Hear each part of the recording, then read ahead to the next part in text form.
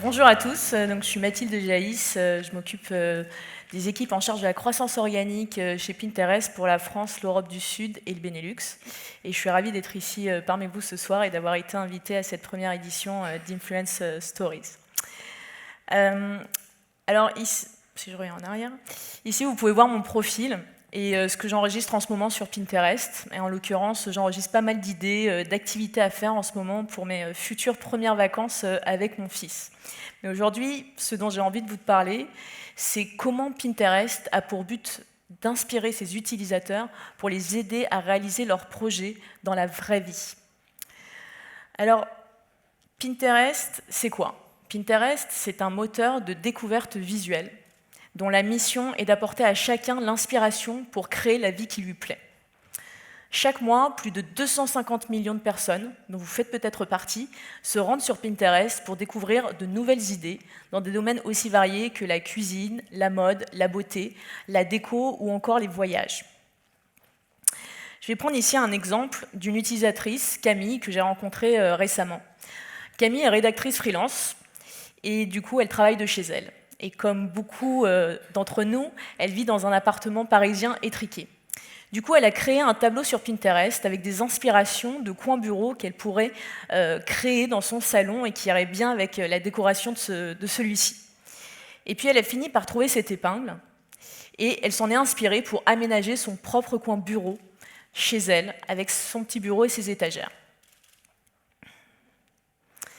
Aujourd'hui, 85% des utilisateurs sur Pinterest viennent sur la plateforme pour démarrer un nouveau projet. Et ça peut être un petit comme un grand projet. Ça va être des décisions du quotidien, comme trouver des idées de films à regarder avec son fils ce week-end. Mais ça va être aussi des moments de célébration, des moments saisonniers, comme trouver des idées pour un costume pour Halloween ou trouver des idées de déco pour la table de Noël. Et puis, Pinterest va aussi accompagner ses utilisateurs dans leurs grands moments de vie, comme l'arrivée d'un enfant ou l'achat d'un appartement. Finalement, Pinterest, c'est une plateforme où les gens peuvent venir pour rêver, à l'abri du regard des autres.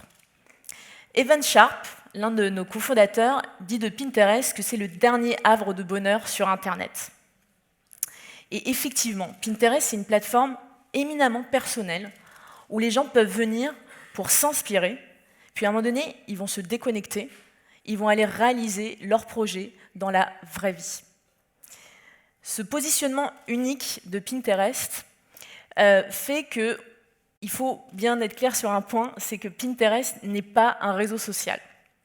Sur les réseaux sociaux, vous y allez pour vous connecter avec vos proches ou suivre des personnalités publiques. Sur Pinterest, vous y allez pour vous, pour vos intérêts, pour vos projets. Sur les réseaux sociaux, la temporalité aussi est différente. On y va pour dire ce que l'on a fait ou ce que l'on est en train de faire. Et sur Pinterest, on y va pour savoir ce que l'on va faire. C'est une plateforme qui est résolument tournée vers le futur. Sur les réseaux sociaux, on va avoir une logique de divertissement. Sur Pinterest, on est dans une logique d'inspiration et de découverte. Et puis enfin, sur les réseaux sociaux, le désir de validation sociale est très fort. Sur Pinterest, on est dans une logique de réalisation de soi. Donc encore une fois, l'idée pour Pinterest, c'est que vous trouviez l'inspiration sur notre plateforme, mais qu'à un moment donné, vous posiez votre portable, vous alliez réaliser cette recette que vous avez trouvée sur Pinterest, ou tout simplement que vous partiez en voyage après avoir trouvé plein d'idées à faire sur notre plateforme. Alors je vais prendre un exemple ici qui est l'exemple de la recherche du terme anniversaire pour vous montrer comment on se différencie d'autres plateformes. Si j'effectue la recherche du terme anniversaire sur Google, je vais obtenir des résultats très factuels. Les récents anniversaires qui ont lieu dans l'actualité ou encore la définition du terme anniversaire. Si je fais cette même recherche sur Instagram, je vais obtenir des photos ou des vidéos de personnes célébrant en ce moment leur anniversaire dans le monde. Si j'effectue cette recherche sur Pinterest, je vais obtenir des idées qui vont m'aider à organiser une fête d'anniversaire. Ça va être des idées de recettes de gâteaux, des idées de décoration, des idées de cadeaux ou d'activités à faire ce jour-là.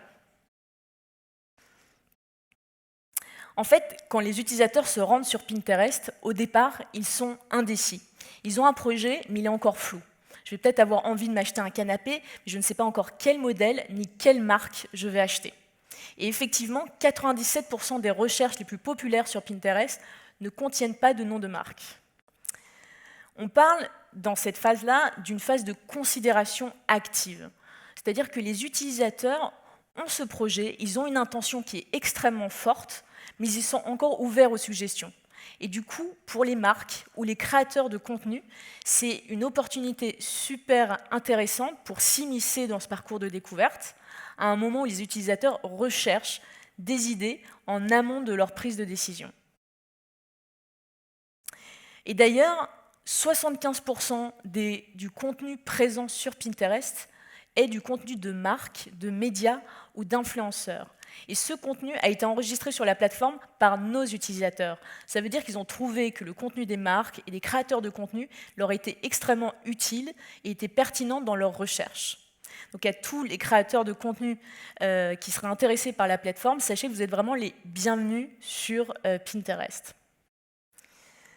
Pour finir, j'aimerais prendre quelques exemples, je vais skipper celui-ci, quelques exemples de créateurs de contenu qui aident les utilisateurs à passer de l'inspiration à l'action.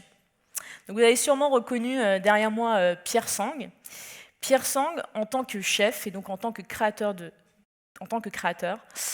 utilise Pinterest pour enregistrer ses recettes de cuisine et ainsi promouvoir son restaurant auprès d'une nouvelle audience. De cette manière, sa cuisine, aujourd'hui, peut être découverte par des millions de foodies à travers le monde sur Pinterest.